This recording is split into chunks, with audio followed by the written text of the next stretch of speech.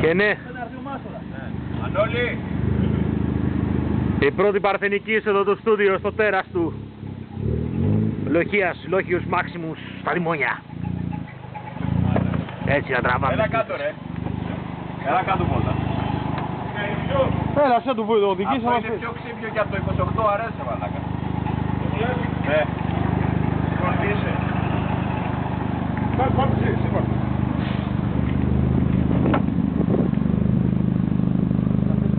Όχι ρε, πάτε ρε, κάντε ρε τη δουλειά σας ρε. Πόρτα στούντιο.